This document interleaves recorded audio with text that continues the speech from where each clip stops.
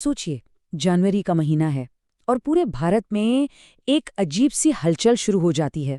सड़कें, छतें, सब लोगों से खचाखच भर जाती हैं। और आसमान आसमान तो बस रंग बिरंगी पतंगों का एक समुंदर बन जाता है। ये एक ऐसा नज़ारा है जो सदियों से चला आ रहा है, एक ऐसी परंपरा जिसकी जड़ें हजारों साल पुरानी हैं। तो सवाल ये उठता है कि आखिर एक 5,000 साल पुरानी खगोलीय घटना आज भी 1.4 अरब लोगों की जिंदगी को कैसे थाम लेती है। देखिए, ये सिर्फ एक धार्मिक त्योहार नहीं है, ये उससे कहीं ज्यादा है।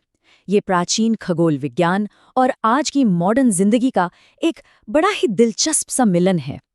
तो चलिए इसकी परतों को एक एक करके खोलते हैं।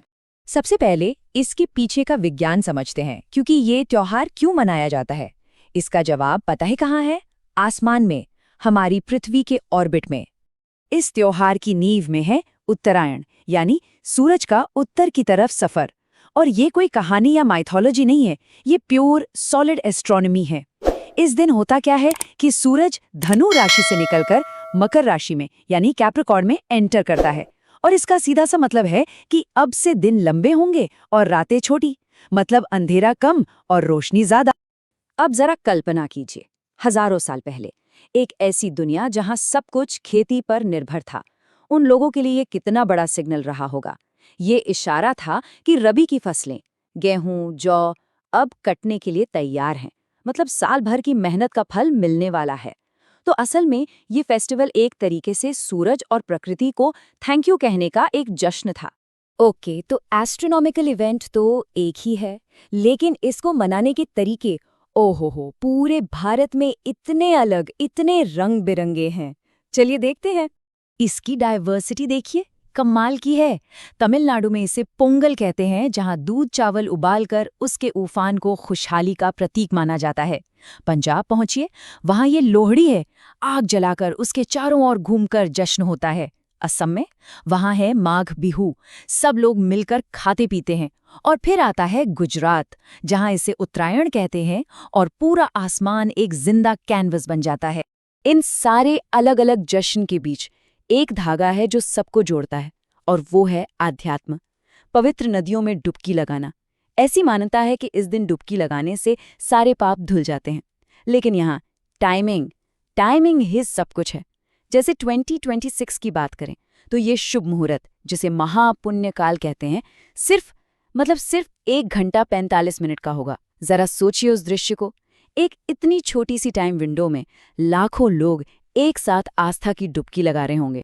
अब चलिए इस कहानी को सीधा गुजरात ले चलते हैं, क्योंकि वहां ये त्योहार अपने सबसे ग्रैंड, सबसे ड्रामेटिक रूप में दिखता है। वहां ये सिर्फ एक उत्सव नहीं, बल्कि आसमान में छिड़ने वाला एक युद्ध है। 1 करोड़, ये सिर्फ एक नंबर नहीं है। इतने लोग, यानी कई छोटे छोटे देशों की आबादी मिलाकर, इतने लोग गुजरात में इस पतंग उत्सव में हिस्सा लेते हैं। एक पल के लिए आंखें बंद करके सोचिए उस नज़ारे को। 1 करोड़ लोग एक साथ अपनी अपनी छतों से आसमान में रंग भर रहे हैं। उस दिन के लिए पूरा का पूरा राज्य मानो रुक सा जाता है। और ये सिर्फ मस्ती और मनोरंजन नहीं है, इसके पीछे एक बहुत बड़ी इकोनॉमी काम करती है। 500 करोड़ रुपए, इतना बड़ा है पतंग इंडस्ट्री का सालाना बिजनेस। ये एक ऐसी इंडस्ट्री है जो हजारों हजार कारीगरों को, छोटे छोटे बिजनेसेस को काम देती है। और कमाल की बात यह है कि इसकी लगभग पूरी कमाई इसी एक त्योहार के आगे पीछे होती है। इस पूरे उत्सव का जो एक्साइटमेंट है, जो थ्रिल है, वो आता है मांझे से।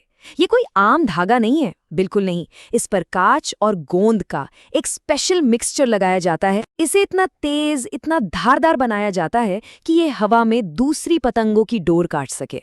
तो ये सिर्फ एक शौक नहीं है, ये एक आर्ट है, एक कॉम्पिटिशन है। लेकिन जैसा कहते हैं, हर सिक्के के 2 पहलू होते हैं। ये परंपरा एक 2-धारी तलवार जैसी है। एक तरफ ये लोकल इकोनॉमी को इतना बड़ा बूस्ट देता है, लोगों को रोजगार देता है। वहीं दूसरी तरफ एक कड़वी सच्चाई ये भी है कि हर साल हजारों परिंदे इस धारदार मांझे से या तो जख्मी हो जाते हैं या अपनी जान गंवा देते हैं। ये इस त्योहार से जुड़ा एक बहुत ही गंभीर मॉडर्न कॉन्फ्लिक्ट। तो चलिए वापस उस बड़े सवाल पर आते हैं जहां से हमने शुरू किया था। एक प्राचीन फसल का त्योहार, इसका आज के मॉडर्न शहरी समाज में आखिर मतलब क्या है? ये एक बहुत ही दिलचस्प पैराडॉक्स है, एक विरोधाभास। एक कोट है जो इस पैराडॉक्स को बिल्कुल आसानी से समझा देता है। ये उन लोगों के लिए एक फसल उत्सव है जो फसल नहीं काटते। सोचने वाली बात है, आज शहरों में रहने वाले ज्यादातर लोगों का खेती बाड़ी से दूर दूर तक कोई लेना देना नहीं है, लेकिन फिर भी एक फसल उत्सव मनाया जा रहा है। तो आज के अर्बन इंडिया के लिए इसके मायने क्या हैं? मायने बदल चुके हैं। कुछ लोगों के लिए ये अपनी जड़ों से, अपनी परंपरा से जुड़ने का एक मौका है। बहुत सारे लोगों के लिए ये बस एक छुट्टी का दिन है, दोस्तों से मिलने का, छत पर पार्टी करने का एक बहाना। और हाँ, कुछ के लिए एक परफेक्ट इंस्टाग्राम मोमेंट बन गया है, या फिर बस एक सालाना रस्म की मिठाई खरीदो, पतंग उड़ाओ, काम खत्म। तो क्या इसका मतलब ये हुआ कि इस त्योहार ने अपना असली मतलब, अपना कोर खो दिया है? नहीं, बिल्कुल नहीं। सच तो ये है कि ये वक्त के साथ इवॉल्व हुआ है। तो आइए समझते हैं कि इतनी सारे बदलावों के बाद भी ये आज भी इतना जरूरी, इतना रेलेवेंट क्यों है। इस त्योहार से जुड़ी एक बहुत ही खूबसूरत परंपरा है, तिल और गुड़ से बनी मिठाई बांटना। और इस मिठाई के साथ एक पैगाम दिया जाता है, खासकर महाराष्ट्र में, तिल गुड़ घ्या, गोड़ गोड़ बोला, यानी ये मिठाई लो और मीठा बोलो। सोचिए कितना प्यारा तरीका है ये कहने का कि रिश्तों में जो भी कड़वाहट है उसे भुला दो और एक नई मीठी शुरुआत करो। असल में इस त्योहार ने खुद को बदल लिया है ताकि ये आज की मॉडर्न ज़रूरतों को पूरा कर सके। ये लोगों को उनके मोबाइल स्क्रीन से खींचकर छतों पर एक असली कम्युनिटी में एक साथ लाता है। ये हमें किसी स्थायी चीज़ से जोड़ता है, सोलर साइकिल से, जो हमेशा से है और हमेशा रहेगा। और सबसे ज़रूरी, ये हमें एक दिन के लिए रुकने और अपने रिश्तों को आपस में ठीक करने का एक मौका देता है। तो आखिर में शायद इस त्योहार के हजारों सालों तक जिंदा रहने की वजह बहुत ही सिंपल है, बहुत ही फंडामेंटल है। ये बस एक रिमाइंडर है, एक याद दिलाता है कि सूरज लौट आया है, सर्दी का अंधेरा अब जा रहा है, और हम एक और साल देखने के लिए यहाँ मौजूद हैं। और सच कहा जाए तो इससे बड़ा जश्न और क्या हो सकता है।